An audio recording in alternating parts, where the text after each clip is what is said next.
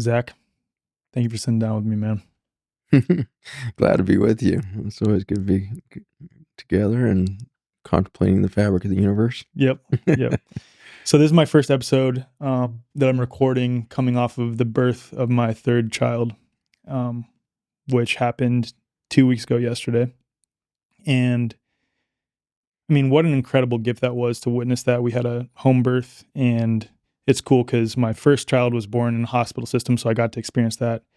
Second one born in a birthing center, more natural birthing center. Third one born at home. And what was beautiful about this whole birth was that my wife and I weren't trying at all. There was no indication that she was going to be pregnant. And my son walks up to my wife and says, "Mom, you're pregnant." 4 days before what would have been her period. No my then 6-year-old, kidding. now 7-year-old son walks up to her and says that, "Mom, you're pregnant," very matter-of-factly. And we're like, "What?" He's like, "You're pregnant." We're like, "How do you know that?" And he's like, "I just know." And he walks away. And even now when you ask him that, he's like, "I don't know, I just knew." But around 6 months in, we randomly settled on this name Shai, S-H-A-I. And we didn't know where it came from. My wife said, "I feel like an S name is the right." And then we found Shai and we're like, "Oh, that's incredible." And then come to find out that means gift in Hebrew. Then the whole birthing experience, I'll leave that for another time, but the home birth, he was born in caul, so in the amniotic sac. So we literally had to unwrap him like a gift from God. And his name was Shai, which we had chosen a few months prior. That is a trip and a half because Right? my son, home birth, born in the caul. Really? Yeah. Very, very interesting. That's a pretty unusual scenario. You're actually the first person I met that's had that shared experience. It was very bizarre when they're born in that water balloon and splitting those membranes and everything and watching them peel out of there is an amazing miracle. It's incredible. I wonder, statistically speaking, like how many home births or births in a more natural, non-medical emergency-ized setting would end up in caul like that. It seems just more of a gentle process of delivery, you know. Very gentle process, yeah. A much different experience for the fetus for sure. And I've seen a lot and that was where my career started, was in midwifery out in the Philippines, working with a group of midwives out there, and I never saw it. So it may happen with increased frequency. I haven't seen those statistics suggest that, but it is such a miracle when it happens. It's spectacular. But it certainly, as we go into the hospital setting and more of the pathology treatment of pregnancy these days that happens in the hospital setting often would certainly decrease the likelihood of it, in the sense that when you've got Pitocin and other drugs that are changing the intensity of the contractions and everything else, it will probably make it more difficult for that to occur. Yeah.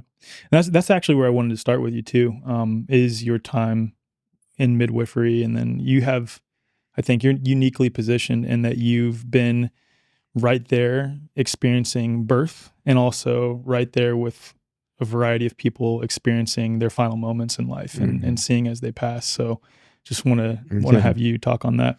Yeah, it was a neat career path, and that you start at one bookend and then you end up in the other bookend of life. But my first subspecialty was in internal medicine, so I did a lot of hospital care, and some of my favorite stuff ended up being in the ICU setting and doing a lot of end of life experiences there. And in the ICU setting, you're equipped with a lot of tools and resources to try to restart hearts and everything else. And even in the best case scenario where you're in the ICU, you got all the tools available and somebody's heart stops from whatever pathology, the chance of getting them back is 6%. So it's very difficult to change the exit strategy of a human, is what I have found over the years. Mm-hmm. And what I have come to conclude is you just simply can't. You can't change the moment of death, just as I don't think you can change the moment of conception or birth.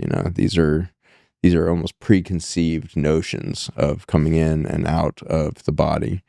And I think these are events that occur cosmically before biologically, if that makes sense. I think there's the Kabbalah, which is the oldest science on the earth. The Kabbalah understands that there is no free will in nature, let alone humans, because there's so many billions of inputs into every single occurrence And so it's impossible that one entity within that interconnected, quantum entangled reality that we would call a universe could suddenly have free will and change its course.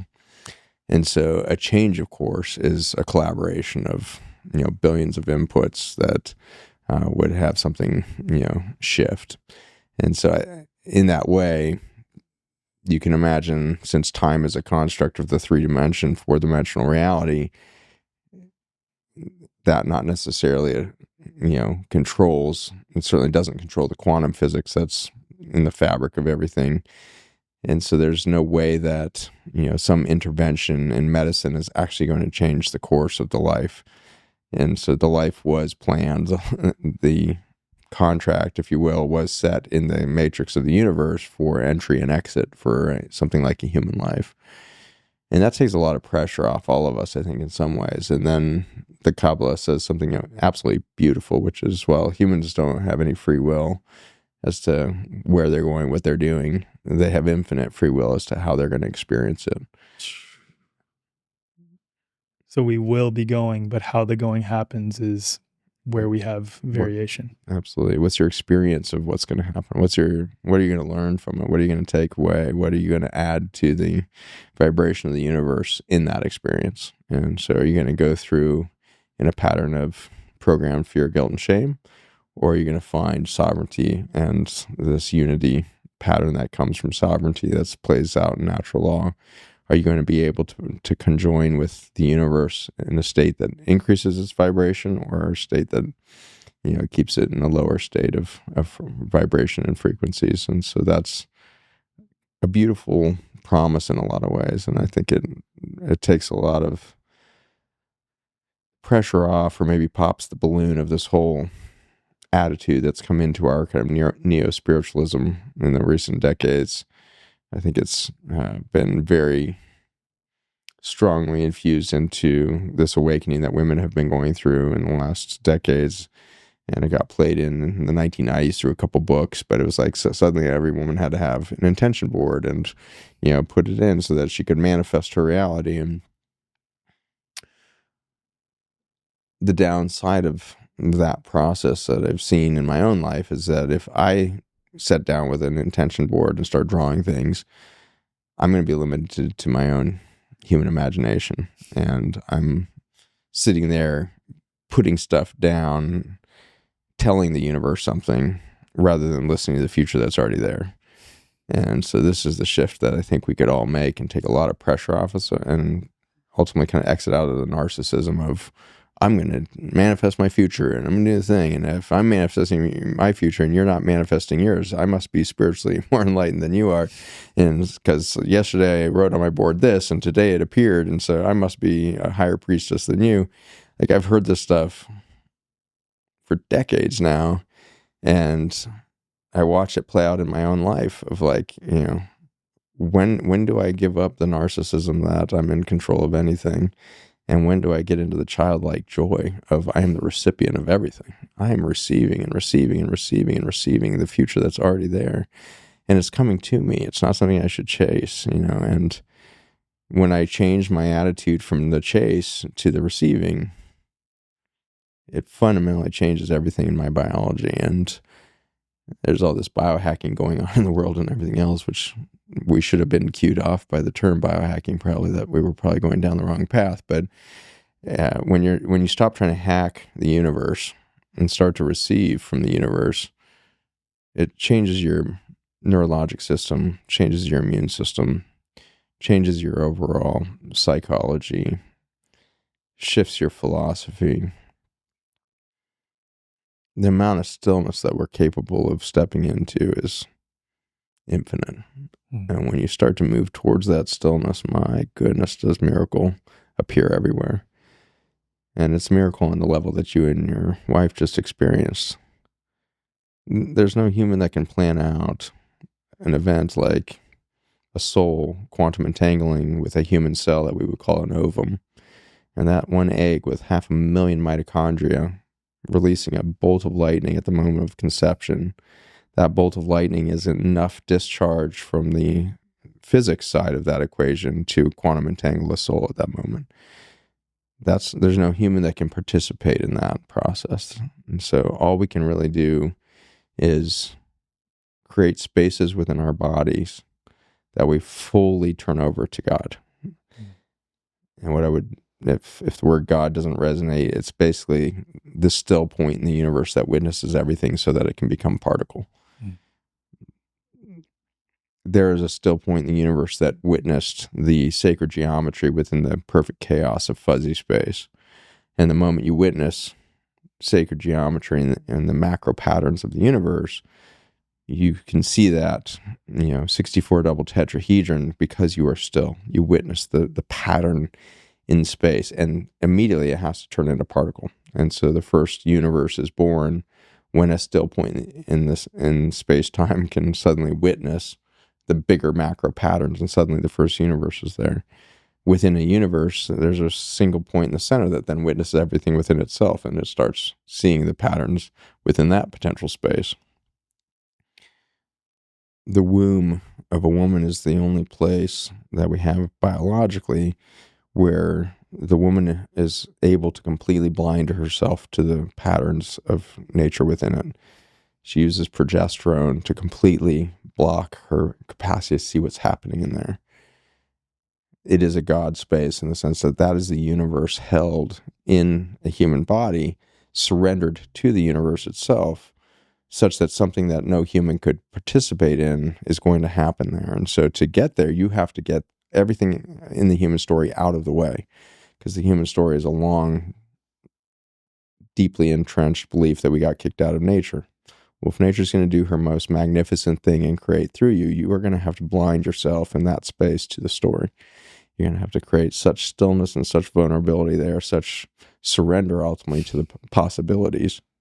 And when the surrender is there, then the magnificence can come through. And so it turns out that each of us have a space within our core that's been long talked about in the Dantian, the center of things in Chinese philosophy and Chinese medicine, and all of this is long pointed to the Dantian. So if you do Tai Chi or Qigong, constantly your focus is bring those practices or mudras or body positions to help you lose the sense of separateness and come into that singularity of surrender at that core space and get that silence activated, and then the creativity of the human becomes unparalleled.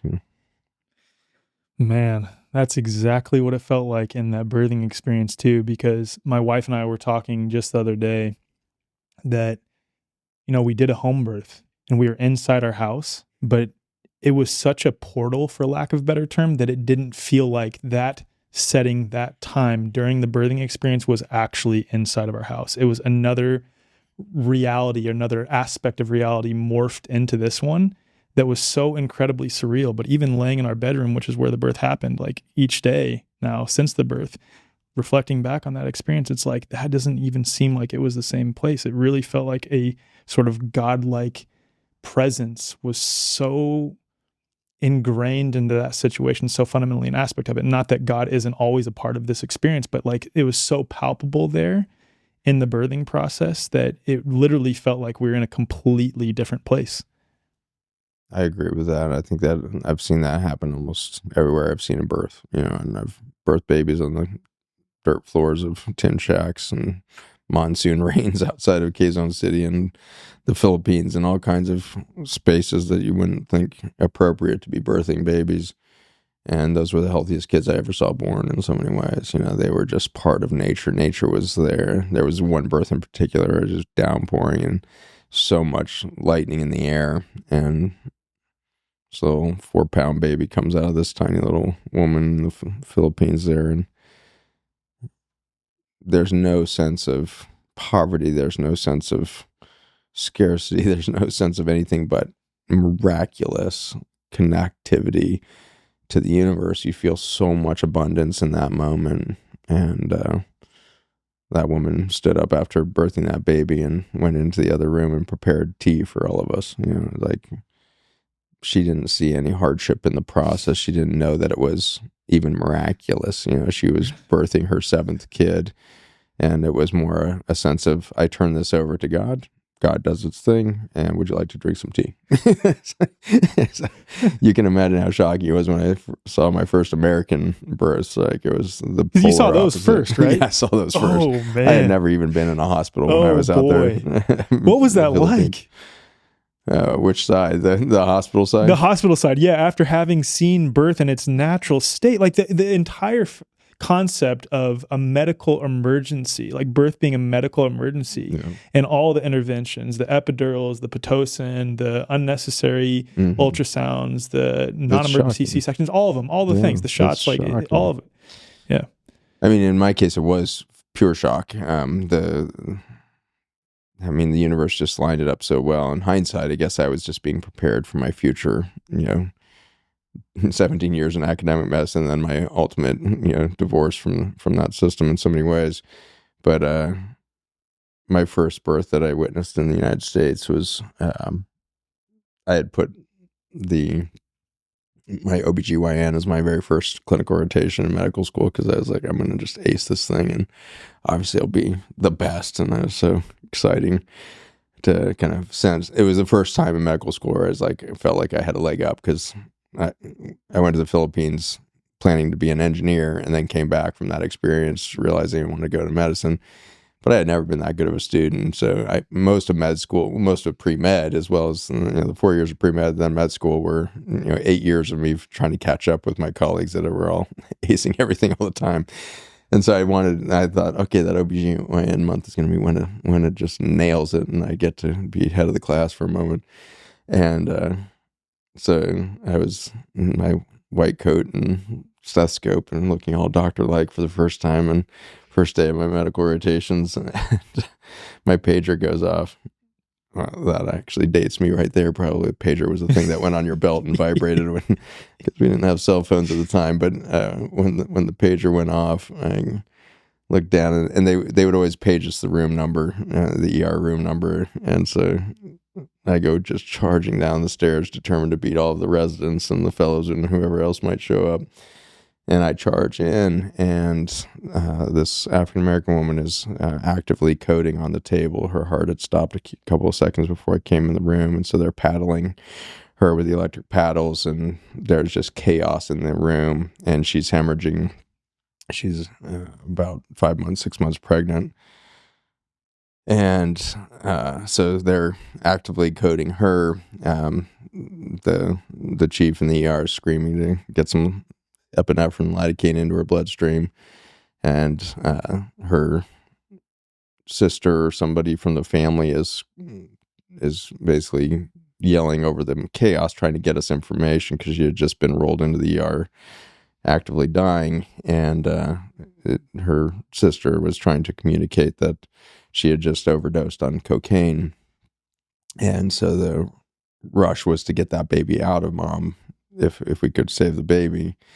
And so the fellows and residents come crashing in a couple seconds later, and then they've got me like on the back of the gurney. Like, they had me on the table, the gurney itself, and they're pushing it down the thing, and they're telling me to get vitals and all this stuff. So I'm trying to keep track of what's going on. And this woman, her heart was running at that time. She's unconscious, and crashed into an emergency C-section setting in the operating room.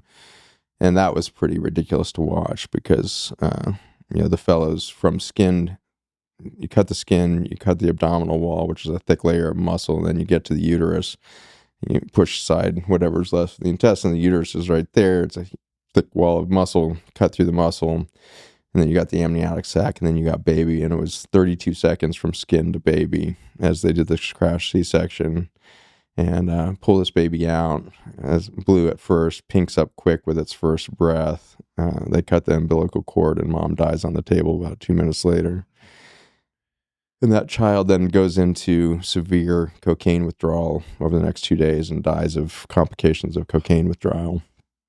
And so that was my first experience in the United States. And in some ways, it was a foreshadowing of the next 17 years of my career, which was looking deeper and deeper into this wound of humanity that is ultimately caused by a deep division or divorce from nature. Mm-hmm. And it's that nature deficit disorder that puts us into the state that I watched in that woman, because it turns out that abandonment disorder is the foundation of all addiction. And when humanity walks around with a unified storytelling of our abandonment from nature, we got kicked out of the garden, that deep-seated belief that we're trying to get back to God, get back to nature, and we're not part of it, is really sets us up for addiction. And so that plays out in a million different ways, including a mother that doesn't have support from a socioeconomic system, that doesn't see any value in motherhood, doesn't see any value in its future children, and so doesn't see anything wrong with an economy that poisons its food system in the name of production and productivity. And for that, we end up with the birth that I witnessed. And so you compare that to the Philippines, where they have no money. They're birthing their babies on mud floors and tin shacks, with health and with a state of vibrancy in both mother and child. And they have 7 kids. And you can't really put a more exacting contrast on the indigenous understanding that we are of Earth, we are from Earth, and it is birthing through us, to we are divorced from Earth, it's against us. We need to, assuage our pain and suffering with addiction, and we will pathologize everything, including this miracle of birth. And it's, correct me if I'm wrong on this, like it's just the belief that we're separate from nature is what needs to be examined ultimately, and derived from that, it's separateness from God, and God is a fundamental aspect as nature is, from the way that I see it at the least. And then from that is derived fear, guilt, and shame. How do we correct this fear, guilt, and shame that we're swimming in as mankind? Because that's something that I've struggled with in my life quite a bit, from various, traumatic childhood experiences. And I think I've done a good job, reconfiguring that and questioning those foundational beliefs about myself. But it's still something that's run rampant in the background in my mind in many ways. And I'm still trying to figure that out.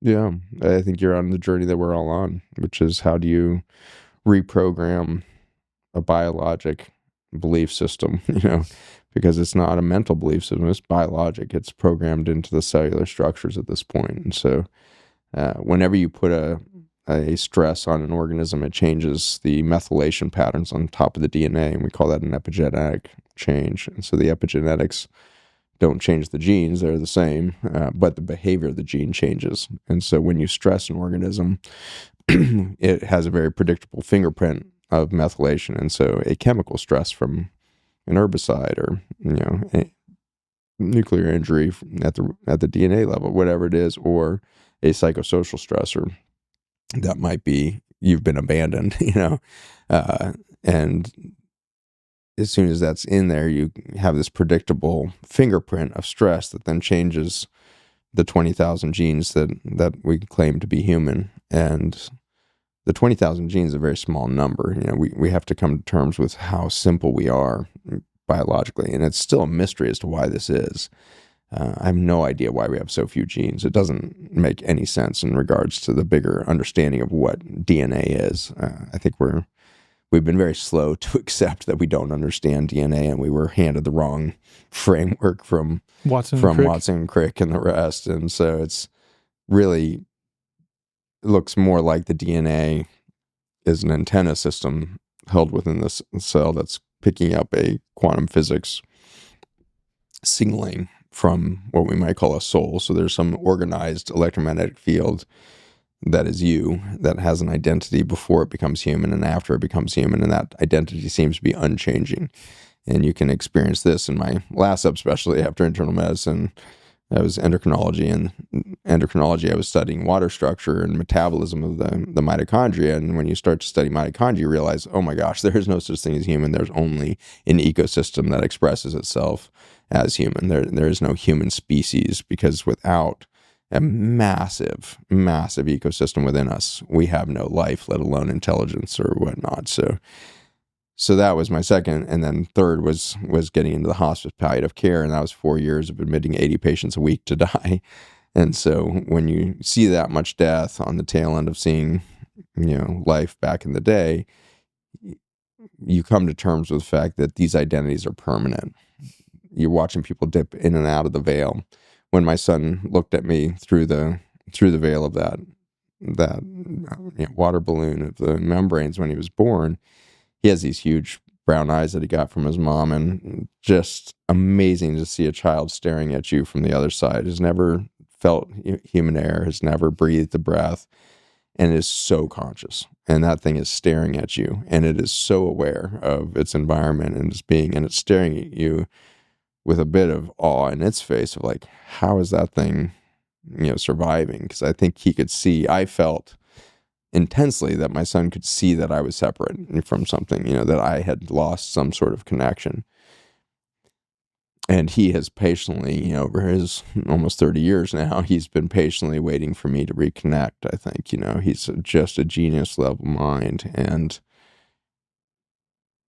he came in knowing too much stuff. Like, it was like, that's not fair, A, but B, that's not coming from your human brain. Like, he was remembering things and didn't seem to have to forget in the same way I had to forget everything. And so it could be that, the lawyers changed in the cosmos. He no longer had to sign the amnesia agreement to be human, something with this recent generation coming in, because the kids are coming in remembering stuff and knowing stuff, Oh my God. Yeah. I mean, some of the things that my 7-year-old son has said, like, luckily I have the wherewithal to ask more leading questions rather than shut it down. It's like, oh, that sounds cute. That's fun. Right. It's like, no, tell me more. Like, that. I'm conditioned. I want to learn. I know. Please get me back. Yeah, exactly. It's incredible. And I've shared this on a number of episodes, and we'll have a demonstration this year at Confluence, which will be incredible. There'll be at least, counting on top of my head, 9 kids there who have been activated to read blindfolded. And oh, cool. Those are amazing. Have you seen that in person before? Yeah, for sure. It is incredible when you witness it in person. And my son will be taking a class taught by a friend of mine, Dr. Edith Ubuntu Chan, here soon. And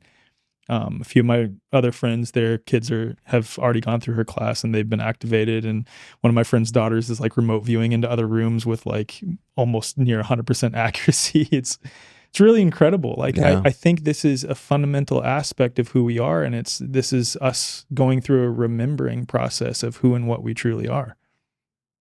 That's exactly the game. That's the one we've been fighting through, and it's not new. That, like, there's part of me that's like, oh my gosh, this is new that we've got this generation coming in, but there's always been access points to the multidimensional thing. Every generation, every generation's got its gifted people. And I'm hopeful that this will just simply be the first time that we just don't go kill all those people, because that has been our pattern. Anytime we do a witch hunt, or we call it something, and we hunt these people down because we're intimidated by what we can't see, and that has not gone well in the past. And I do see that shift happening. The fact that parents are sending their kids to schools to do that, 200 years ago in this country, those kids would have been hidden from reality so they wouldn't be killed, Right. Because the parents were very afraid when their children had, appropriately afraid when their kids had multidimensional skills. And so it's been suppressed for eons probably, but certainly for the last couple thousand years, that's been something that has been hunted down. And to see a society that's starting to embrace that and starting to train that again into our children, which is really to say, allow them to do what they already know how to do, just to empower them with our belief that they can do it is all that's really necessary. And that's really hopeful. I feel optimistic about our time, even though I now feel agnostic as to whether or not we're going to biologically recover from this extinction event we're in. And the reason it has to do with that epigenetics that I mentioned. So we only have 20,000 genes. That's 13,000 genes in a fruit fly, 30,000 genes in a flea. So you sit somewhere between a fruit fly and a flea. And that a flea has 30% more genes than you do is pretty mysterious. We don't again entirely understand that, but the ramifications are really interesting. That it may suggest that humans are uniquely equipped to have the most plastic genome, and so our genes can make more decisions and have more protein outputs than any other species. So somehow we're making more proteins from a very limited genome than maybe any other species on the planet. And so we're utilizing our genetic information at a very high order of flexibility. And so we've been the most flexible of biologies on the planet so far. And that seems to have a direct correlation with the amount of biodiversity that our organism holds. My body is, if I was living in an ideal state where I wasn't poisoning my body every day, every time I drank water or had a bite of food with antibiotics, which is our herbicide, pesticides, and all of our other residues in our food water system. So put me back in a hunter-gatherer system in North America or Africa. Today we study the African tribes that are still in this kind of indigenous culture of hunting and gathering, and a typical gut over there will have 40,000 species of bacteria. The fungi we haven't even categorized well, but you might be out in 500,000 different species of fungi, yeast, protozoa, parasites, the whole thing. And none of those are bad things. Like humans hear parasites these days and we kind of freak out. Those are completely normal and important parts of a balanced ecosystem. All of those things. All of those things. And so people are right now, because of the unfortunate penetration of the programming of functional medicine, we're now terrified of molds. And so I've got a lot of people that are running around like, I think my home has mold in it and all this. And I'm not trying to diminish the fact that our homes can be very toxic places, but it's not the mold that's the problem. It's the fact that you have a house that was divorced from nature, and therefore the mold is trying to get it back to nature. And so, can I share something real quick on that same point? I've often brought up this. I have a few friends who've done what's called forest bathing in order to reverse various cancers. That's what they claim, right? I'm not making that claim on their part, nor is this medical advice in any way. But how is it that those individuals will be exposed to the same types of black mold while they're forest bathing in Washington State and resolve cancer? But then when we're inside a building, we're referring to those same types of mold as toxic and disease causing. And that's what I always point people towards. The mold is there to bioremediate the building materials that are toxic, and an unfortunate byproduct of that is that those toxic building materials are being leached into the environment, but it's not the mold that is the problem. It's the toxic building materials that are the problem. You're exactly right. You are precisely right. And even the CDC knows this, but never tells us. So anytime there's an infectious disease outbreak, the Centers of Disease Control don't just send the viral experts and everything else. They send the poison experts. And every time. But they have never disclosed the findings of the poison team. And I know 100% in my DNA that every time we've had a quote-unquote infectious disease where nature is attacking us with a new virus or a new this, it's always because there's been exactly what you said, there's been an environmental toxin introduced and there is biologic remediation going on. And this goes to the most common things you think Western medicine has figured out. HIV is a good example of it. Every single article on HIV starts with, HIV is the virus that causes AIDS. You can go Google that, like HIV and AIDS articles, science articles, and you will notice that that is the only sentence in the entire, peer-reviewed science journal that has no reference on it. Because there is no scientific experiment that's proved that HIV causes AIDS. And Luc Montagnier, who was the guy who just isolated HIV as a virus for the first time and got the Nobel Prize for HIV, he became a friend towards the end of his life, and he passed away during COVID. And the reason he reached out was because he had, developed an herbal compound for reversing the COVID syndrome.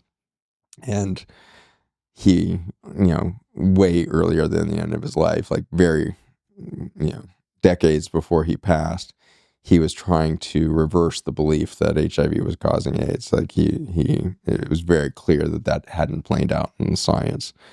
But at that point, he and his science had been so owned by the political and economic machine of Western medicine that it just couldn't be reversed. But so we have all these dyed-in-the-wool beliefs about these things. Actually, another great example that just plays into what you were saying is Lyme disease. When I went through all my medical stuff in the 1990s, nobody was talking about Lyme disease anywhere. Like, it was a rare condition. It was a very well-known belt that happened between, kind of Maryland down to Tennessee was where kind of the Lyme tick belt was. And suddenly, while I'm well into my medical career, 2003, 2006, suddenly you just can't get away from the word Lyme and Lyme disease and chronic Lyme.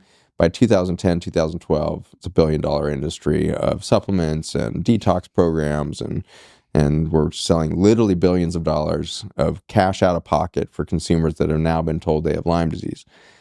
And I was so frightened by the syndrome because I watched my colleagues. It's the strangest thing how the brain rationalizes things when it has to do with money. Like, it's really phenomenal. And it's actually probably goes beyond money. It's not malicious either. It's not malicious. It's not malicious at all. And the mind, maybe it's not even the money that rationalizes it. It's the belief that I'm the one that's going to save you. Yeah. We so want to be the savior. We so want to fix something so that we have value. And so maybe the value is then reflected in the money we charge, but we so want to believe that we're the one that's going to figure it out and save someone, that we can rationalize anything. And so I watched an entire medical industry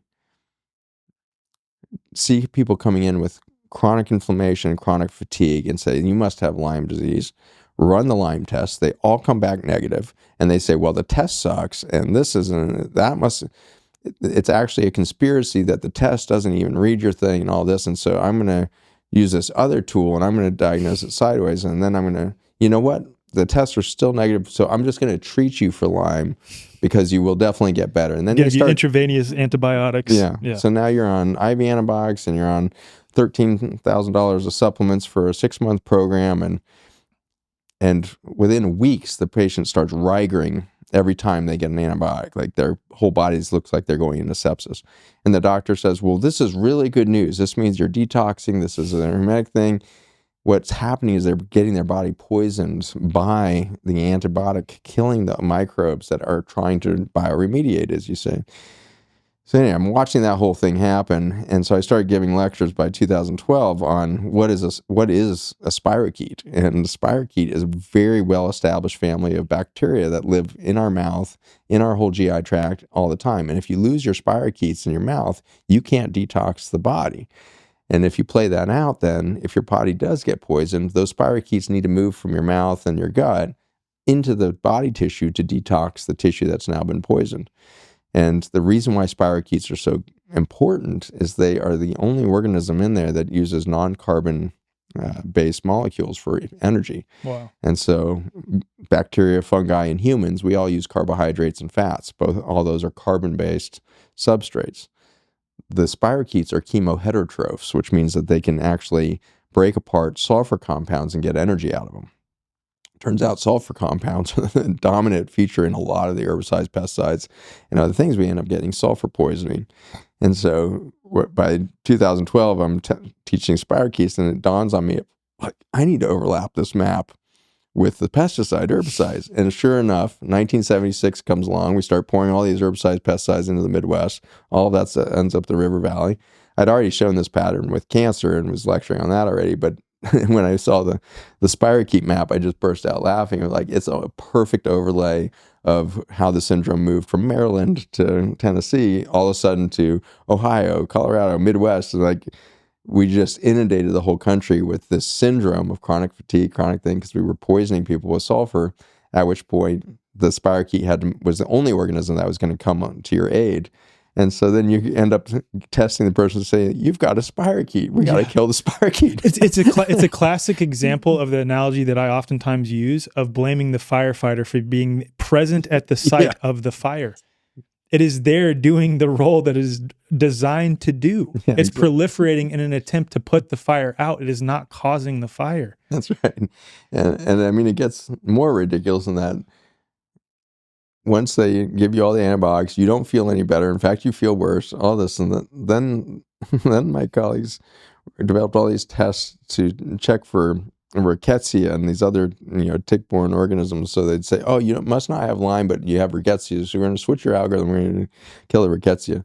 After 2 years of that going around all these, functional medicine lectures of like, oh, it's the rickettsia, and here's the protocol, and so now hundreds of doctors running around treating tens of thousands of people with rickettsial illness, and that doesn't work, and all the patients are still, dragging in all this, and of course, a few patients, bioremediate themselves out of the situation somehow or some way, and we then claim that we had a victory or whatever, and then suddenly the next, like 2 years later, and this is when I suddenly was like, I got to get myself out of this circuit, like, because it came in then of like, oh, it's the retroviruses that are in the tick. And Oh so my it's God, I know. not the bacteria, it's the retroviruses that are the tick that are causing you. So we need to put you on antivirals.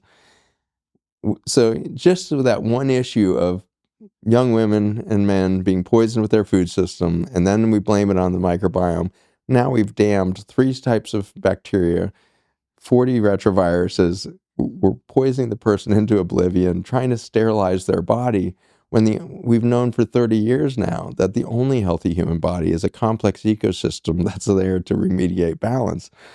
And so any course of antibiotics, antifungals, antivirals is going to end up being a disaster on restoring this balance. And so in this extraordinary way, you've got that side, and then you've got the supplement industry saying, well, we got to give you probiotics, we got to give you probiotics, we got to give you probiotics. And so all these companies have made, right now it's like $47 billion a year are spent on some form of antibiotics globally. $47 billion, okay? Wow. And what's the science on that? Again, find me an article that says taking this probiotic actually improves the outcome. And they finally did the definitive studies in 2018 to look at what actually happens to the gut microbiome and where do those probiotic organisms end up living in the gut if you take these things, especially after an antibiotic exposure. And so they did this incredible study in mice, and it was so profound that 3 other groups repeated it in humans. And so most of those studies were published in the journal Cell, which is one of our most rigorous peer-reviewed studies out there. And they were able to demonstrate that 2 weeks of antibiotics drops your biodiversity by about 80%. And then they randomized both the mice and then the humans to fecal transplant, which was encapsulated stool from before they had the antibiotic. So they're taking their own microbiome back orally, or to placebo, or to probiotic. And these were 3 species probiotics with billions of copies, very typical, the most typical one that's on the market. And so with the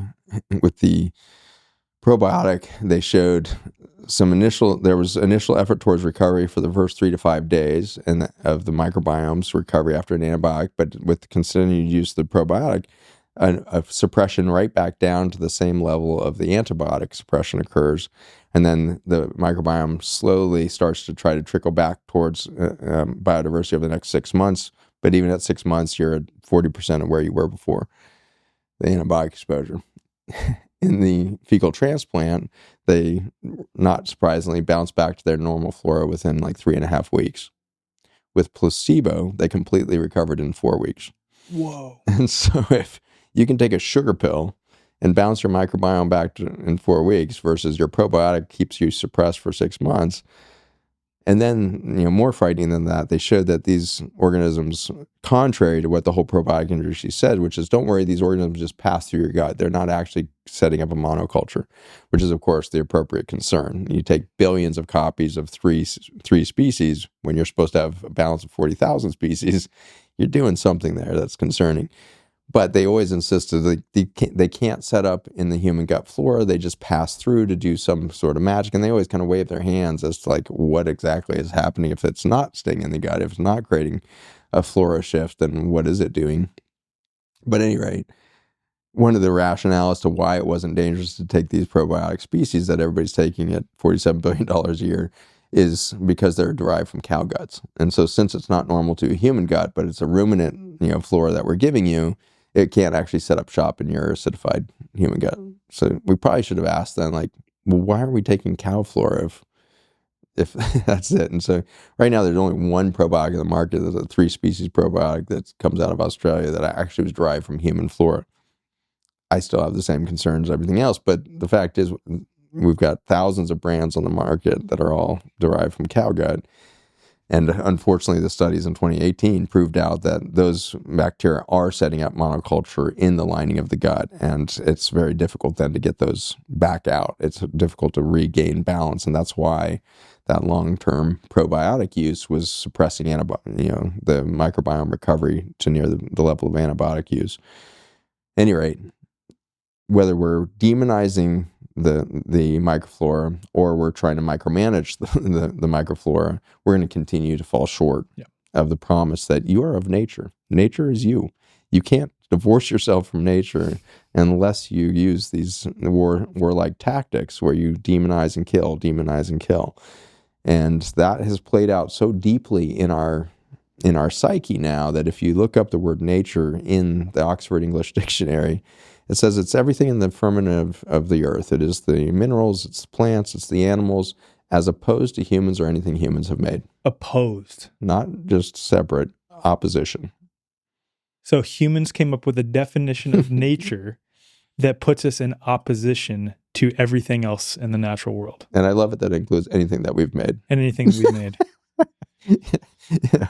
Which I'm sitting there like I built my own house out of trees that I made that house. Yeah. I built a lot of furniture. I'm pretty sure that oak table that I built is very much part of nature still. Like my some effort beautiful to energy coming off of it, right? Plane that wood and maybe sanded it a bit and stained it a bit, but that's a tree. That's a and tree I made right that there. thing. There's just no way that definition is right. Wow, that's wild, though. That is wild that that's the definition. Oh my goodness. I have a couple friends who are like very well trained in dark field microscopy, and they say that they have seen repeatedly bacteria or fungi morph into another type of bacteria fungi in isolated conditions just by changing the external environment a bit, which is a concept of what Béchamp called microzyma pleomorphism, expanding on top of that. Do you have any thoughts on that? Yeah.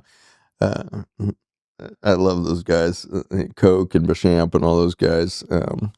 Were hard at it. I think it was Koch who did it, but both Koch and Béchamp were arguing back in the day that it was Béchamp and Pasteur. Pasteur was arguing with Béchamp. Koch was on Béchamp's side, so Koch and Béchamp were both arguing that it was an ecosystem. Pasteur was arguing that it was a germ theory kind of thing, and we were being attacked.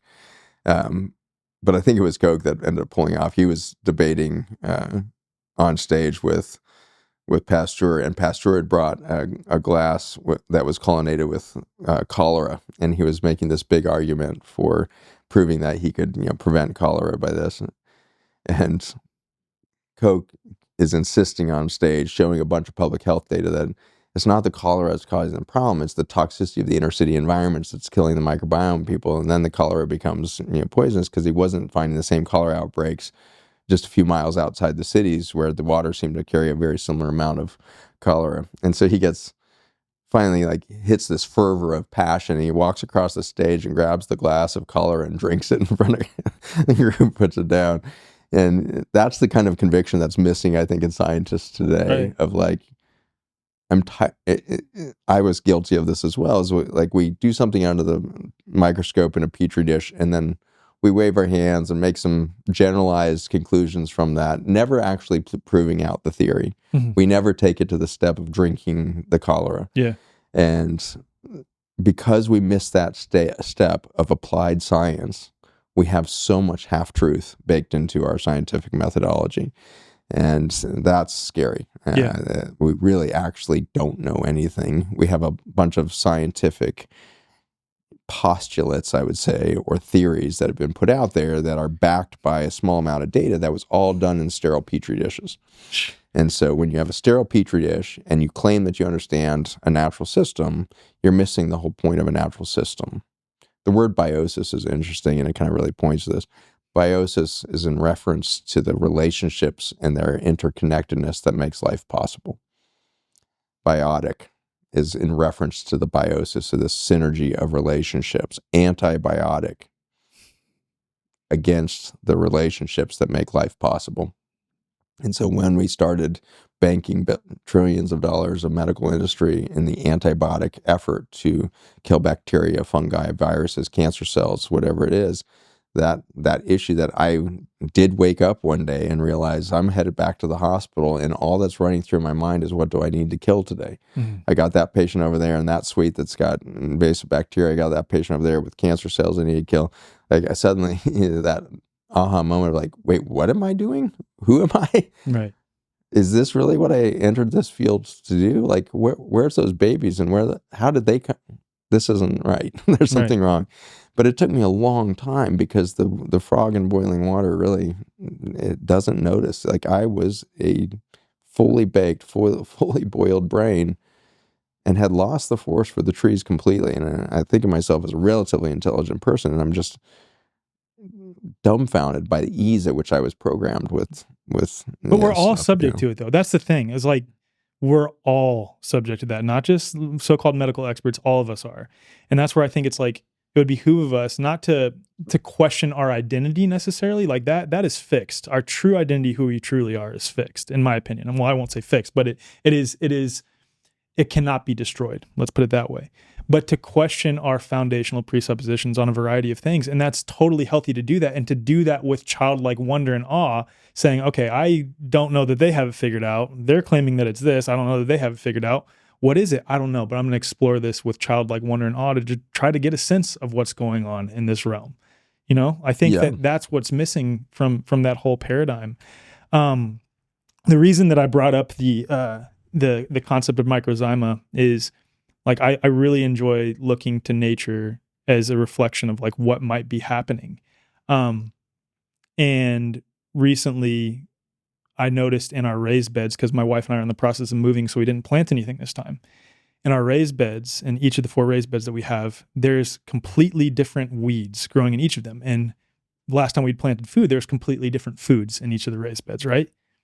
And it's almost like the potential for those specific weeds was always there in each of the beds. And depending on the unique needs of that soil, that certain type of weed proliferated in order to bring balance back to that soil. But the energy potential for all of them were always present inside there, which ties back to me like, oh, the concept of microzyma and pleomorphism, that bacteria, fungi will pleomorph depending on the role of the terrain that they're presented with, and that type will proliferate, and then it'll come back to a somatid or come back to a microzyma, whatever you want to call it, and then back to a bacterial form, back to a fungi form, and then back again. It just makes sense given what I've observed in nature, you know? Yeah. You're spot on. I mean, it's a really good observation in your own garden, and we're seeing it play out in 1 billion acres in the US and Canada. 1 billion acres of farmland are now growing highly resistant weeds to the multi-modality chemicals that are trying to kill those weeds. So just like you get an antibiotic-resistant bacteria in the ICU because of all the use of antibiotics, you use enough antibiotics on your crops are going to figure out a way out. They're going to escape. And the way they do it is through that biodiversification. And so my favorite example of this is in the Midwest right now. There's 6 states that are now growing this weed that looks just apocalyptic. And like intentionally growing it? No, it's come out of nature. So this organism has now spread across these fields as a weed, and it looks like kind of like about the size of a Christmas tree when it's in its full thing. It's big. Wow. And it's got a trunk. Like, it is a thick, fibrous trunk that once it goes into its full extent. And when it's full grown, to get full grown, it's only a matter of weeks, and so even at relatively short levels before it pops its head up above the crop, it's got such a woody stem on it that it will destroy the machinery as it goes through the crop. So it will destroy a harvester and the blades and everything else. And it'll take out the sprayers. It's like it's a potent disruptor to the mechanical mechanism. So and this is one that farmers hadn't typically seen before? Right. And it's just cropped up, and it's demonstrating just how hard nature is overcoming this chemical insult of current industrial farming. It will come up with something deep in that seed bank of like, what could combat this level of damage, this level of warfare. And so when you see these things, they're thorny. They've got these giant thorns, cuts your hands up if you go after them. But one of the very first farms that I filmed for Farmer's Footprint, which is our nonprofit that's working on accelerating the adoption of and understanding of regenerative organic gardening as a necessary thing in the backyards, as well as a necessary implementation to our global farming system. The first farm was up in Minnesota area, and they were suffering the problem of these weeds that I'm describing here, and they couldn't figure out an implement that was working, and so they had gotten down to the point where they had to go out and manually clear these things before they would put a machine into the fields.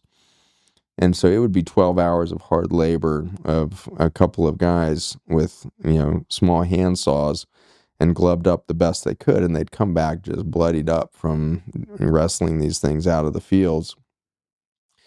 And then they made the transition to regenerative organic, and they started diversifying the flora, and they stopped spraying, they stopped plowing. And they started, seed drilling. Instead of plowing up the soil, they just would drill down to each seed.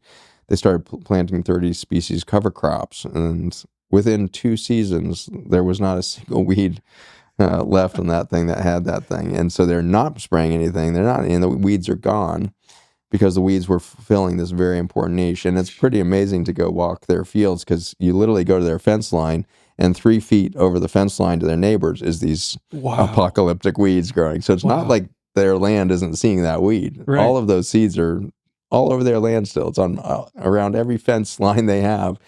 And so there's no way their farm suddenly got rid of those seeds, right? Got rid of that weed species. It's certainly there, but like you said, it's not needed now. Yeah. And so the regenerative farmers are now really encouraged to let go of the word weed altogether, realizing there is no such thing. Nature has never created a noxious anything. She always creates something, a balance of something, and if it's out of balance, she'll create something and bring it back in balance. And so once we reach that concept, so instead of weeds, they call them forbs. And what's that term mean? Forbs is a bit of a created term, but it was a nice term in that it fits into the foraging kind of concept. And so the animals that forage are looking for the biodiversity. And so once you start to realize these aren't weeds, these are forbs. These are things that are trying to return nutrients, the nutrient cycle into things. So foraging is a process of nutrient cycling. So forbs is a description of what's the biodiversity that allows for nutrient cycling to kick back in, basically. And once you start to embrace those weeds and you start walking through your field meetings, I'm so grateful that you're here and to teach me. I'm so grateful you're going to show me a path out of my current problem. And I have a lot of farmers around the world now that are treating their land that way, where everything they see in gratitude. Wow. And when you start projecting gratitude and love, you actually change the frequency of the plants. And we've seen this again and again in EEG studies and everything else. You change the growth factors, you change the way in which the roots are expressing themselves. It's really, really cool that the human is playing a role in the ecosystem. And our role seems to be, which frequency are we transmitting? And if we walk around in fear, guilt, and shame and warlike mentality of, I'm going to kill you before you kill me kind of attitude in nature, it picks up that frequency. And it has no choice but to put up a defensive stance. You walk around in gratitude in a system of just awe of like, I don't even know what nature's doing here. It looks ridiculous right now. It looks like a complete chaotic system. It looks like doctors just told me I got cancer. I'm so fascinated by what that is. Like, those are just my cells. Those cancer cells are all me. What part of me am I rejecting? What part of me have I isolated? What part of me have I rejected and judged until the darkness is so deep that it can't find itself? Why is that cell so isolated that it becomes a cancer cell? And thank you, cancer. And again, a year and a half in my clinic, my patients again and again would tell me, and it was always visible on their face before they'd even say it, but they'd suddenly come in this like glowing state, and they would say, Doc, you know what? After this 5-year journey, I suddenly realized that my cancer was the best gift I've ever gotten in my life. And they would start crying and tell you everything that cancer had taught them. And they will tell you what they're now loving about themselves that they had not been able to love before. And so whether it be the forbs in the field or the cancer cells in our bodies, when we start to see everything as our teacher, everything as our witness of an ascending process to self-awareness and wholeness that has to return to humanity if we're going to persist. And Nature's going to thrive. Nature always is thriving. Nature has no problem at all, and humans aren't a problem for nature. I don't see it that way at all. I think our cancerous behavior on this planet is just as powerful as the cancer in our bodies. If we come to accept that as the cancer in the body, we also are a gift, even in our malignant behavior that's causing the cancer-like behavior or the outcomes, if we really take that in, we can realize, oh my gosh, nature would not have been able to do her next step without this injury, because an injury in nature leads to her great invention. And so it's not until nature is stressed does biodiversification kick back in. And so adversity leads to this innovation at the genetic level. Anytime you stress an organism, it starts misspelling its genes and exuding those new possibilities outside of itself in exosomes. We call them viruses, but they're actually just packets of information of possibility. And so the global virome, or global data bank of potential new genes, is there to reimagine life after the current stress. And so when humans come along and we have this abandonment disorder, and so then we start to go in opposition, we kill everything we can find, hunt species to extinction. Once we're out of large species to hunt to extinction, we go turn our attention to the microbiome and extinct the microbiome. That's actually nature's version of a gift. Like, she's receiving that with a great sense of opportunity, and she's going to do something magnificent with that. With the last extinction, we went from dinosaurs to humans. We went from palms and ferns are the only plants on earth to deciduous trees and wildflowers. That took an extinction to get the genetic diversification to occur. And so this extinction that we're currently in is going to have a similar effect. And over the next, hundreds, thousands, millions of years, the planet will be more beautiful, more intelligent, more complex than it is today. And I think that some version of humanity can persist, but a large portion of us is going to have to die. And that might be our inhumanity. We got to let our inhumanity go extinct. Most healthcare today operates on an outdated mechanistic model, treating the body like a battlefield rather than a self-healing system. You wait months for an appointment only to receive a rush diagnosis that labels you rather than truly understanding your unique health. Even in holistic health, many practitioners rely on endless lab tests and supplement protocols, addressing symptoms instead of the root cause. And the result? Another prescription or supplement regimen that merely suppresses or masks symptoms rather than facilitating true healing, whether the imbalance was physical, emotional, energetic, or a mix of all three. And that's why Dr. Tom Cowan co-founded the New Biology Clinic, to offer something radically different. As one of the most respected natural health doctors in the world, Dr. Cowan has spent decades challenging conventional medicine and advancing a deeper understanding of human biology, water, and natural health.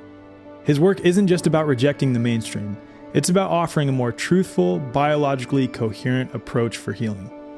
The New Biology Clinic recognizes that health isn't about fighting disease, it's about restoring balance. You're not a diagnosis, you're an individual with a unique story, and healing should honor that. With virtual consultations available worldwide, the clinic offers a flat-rate monthly membership that gives you direct access to practitioners who take the time to actually listen. Members also get exclusive health live streams, a resource library, and live sessions covering everything from biofield tuning and breathwork to movement and meditation, all designed to support whole body healing. And if you're not ready for a membership, you can book a one-time appointment, sign up for an enrichment-only membership for the healing modalities alone, or schedule a free connection session with one of the care team members to see how the New Biology Clinic can help in your specific situation. This isn't about keeping you dependent on doctors. It's about making you sovereign over your health. Head to newbiologyclinic.com and use code THEWAYFORWARD, and that's spelled The Way, F-O-R-W-A-R-D, for $50 off account activation, or just head to the show notes for more info. If you're a member of The Way Forward, email hello@thewayforward.com for $150 off. Your body already knows how to heal, and New Biology Clinic helps you remember.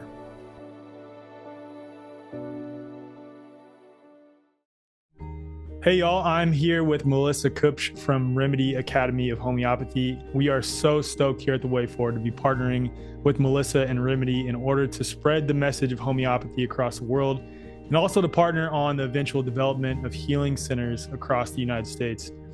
People are pretty quickly coming to realize that frequency is the future of medicine. We are witnessing the great resurgence of homeopathy right now. We're really moving away from that suppressive medical model, whether it's for eczema, asthma, hormones, fertility, anxiety, depression, trauma, whatever it is, it all starts as energy in the person's field first. If we change our field, we can completely change our life. Our 2-year academy is open worldwide to anyone who wants to become a homeopath. We've got 5 lecturers and we currently have over 500 students enrolled, which is record numbers in our field. A career in homeopathy is amazing for anyone who wants flexibility in their work and who wants to be valuable in creating this new world. We have stay-at-home parents enrolled, we have ex-medical professionals, grandparents signed up who want to learn how to heal their grandchildren and pass on that invaluable knowledge. We even have husband and wife teams. So my husband enrolled in the course with no prior knowledge of health as a background, and he is loving it. Kylie is also enrolled as well, so my partner is, and she's so stoked to become a homeopath and to be helping to spread this message across the world. The thing that we hear from so many of our students is, I found my thing. Homeopathy is the key. We harness frequencies from nature and we alter the field of all creations. So if anybody wants to join us or they want to know more about it, they can visit our website. Yeah, and all that information will be in the show notes. So if you want to learn more about Remedy Academy, also Remedy Collective, also some of the homeopathic products that they have, please just head to the show notes. All of that will be listed there. I wonder if it's that the part of us that needs to die is our belief that we are disconnected, though, and getting out of that fear, guilt, shame, and even looking at fear, guilt, shame as a gift in order to lead us back to who we truly are.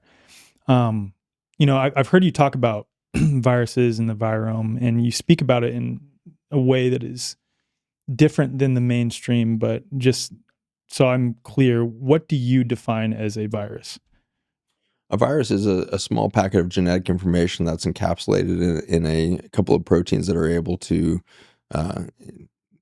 trade that genetic information into a more complex genome. So it's basically a packet of information held in the delivery machine, but it's no more able to take over biology than anything else in nature. Similar to what we were saying, that humans don't have free will. A virus has no free will. A virus can't decide it's going to go take over another organism. A virus is always there as an opportunity or potential for gain of function for nature around it. And so it's just the imagination of the stressed nature as to what could happen if I go extinct, what could happen next. And so a virus is this packet of information. It's encapsulated in something that helps it to travel. So there's a lot of endosomes in the body, which are genetic packets of information that look just like a virus, but the envelope's not able to travel outside the body well, and it would die instantly or would be killed instantly. It's not actually living. Viruses are not living organisms, and we clump them into the microbiome too often. Viruses are not the microbiome. Viruses are the communication network of the genetics between multicellular and single-cell species. And so this is how genes swap, information, or how genomes swap information across systems. So inside the body, lots of endosome communication inside cells, swapping information between the mitochondria and the human cell, for example. We now know that mitochondria, which are little tiny bacteria that live inside your cells, and there's a lot of them. Average human cell has 200 mitochondria. Any neuron in your body has about 2,000 mitochondria living in it, and they proliferate and turn over every few days, just like any bacteria. So the mitochondria are fast to transform and change, and they're constantly birthing and dying. So mitochondria in this constant state of reprocessing themselves and kind of keeping the organic guard going inside your body. And they are swapping genetic information to the nucleus of the human cell and storing many of their genes in the human DNA, which is kind of awesome to find out that bacteria can actually store their genetic information inside human DNA. We've now come to terms with the fact that the meter of DNA, each human cell has about a meter of DNA in it, which is an extremely long piece of genetic information, given that the cell is half the width of a human hair. And so it packages that meter of DNA in a very unique way, where it bundles it in basically balls of yarn kind of thing. It wraps it around those little histones, and then the histones will bundle themselves into chromosomes. And so you've got this meter of DNA, and only 1.5% of it is human genes. And so how do we know what is human gene and what is not human gene, though, given that the reference human genome is a composite of various sources of genetic material coming from people? And ultimately, the human genome, initially in its conception, was a theorized version of what the human genome should look like. Because if you look into the extraction techniques of DNA itself, like cell lysis and using solvents and detergents, how do we know that that represents what's happening on a cellular level? So the way in which to demonstrate that a gene is to put it in an environment where you have the apparatus for translating it to a protein. And so much of the DNA strand doesn't make proteins. And so the vast majority of it seems to be, historically it was called junk DNA. And they literally thought it was just leftover junk. And there's still a lot of literature in the science that suggests this.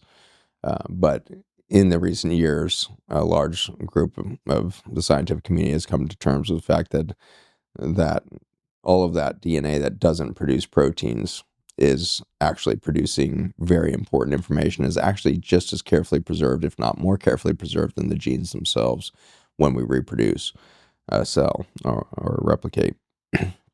And so with that reproduction, we're saving the entire genome very carefully.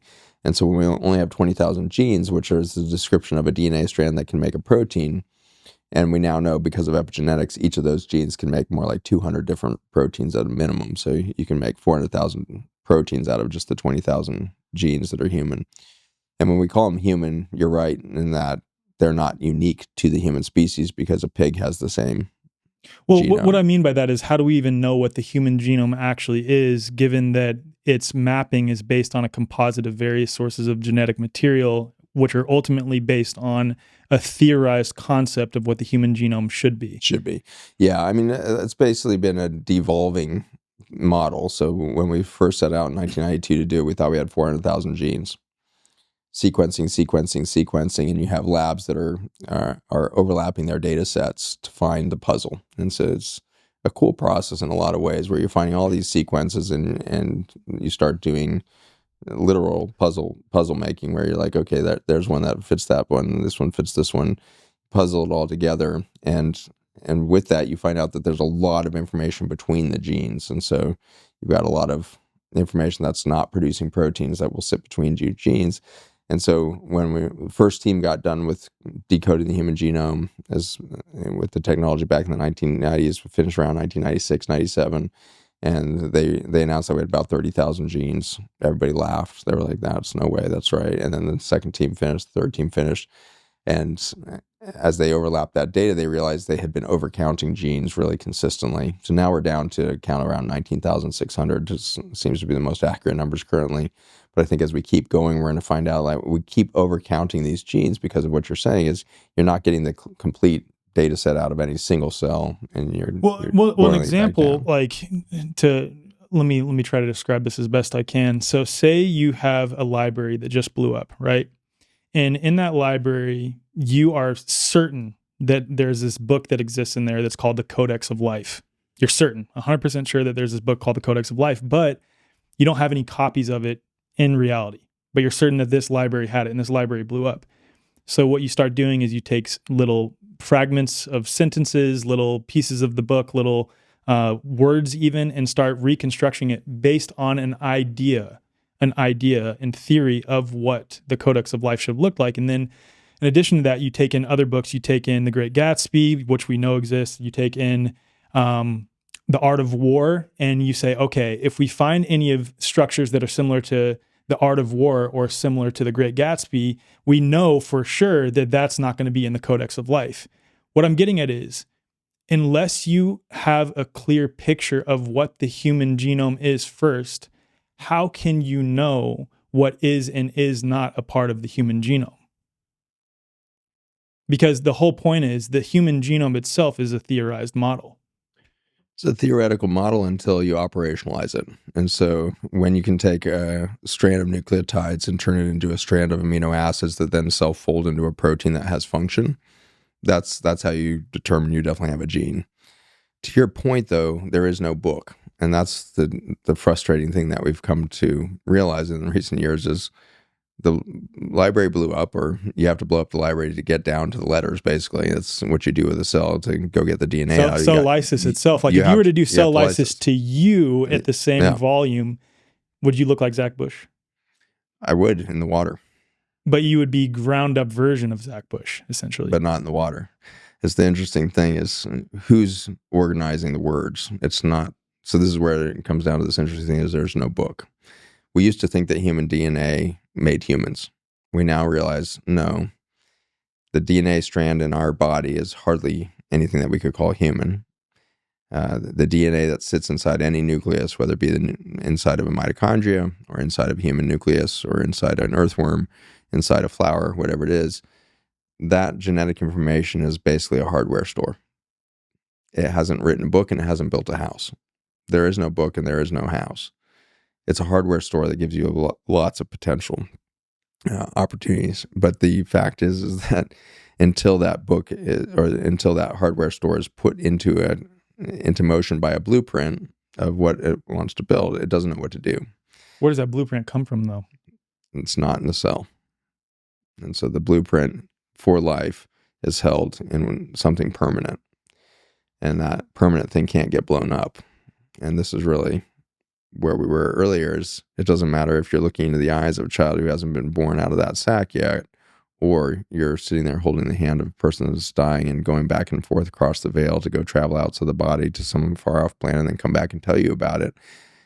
At no point is that individual lost the blueprint or lost the identity. And so the way that I would state this, that every single being, whether it be an oak tree or a human, every single being is a expression of a permanent identity.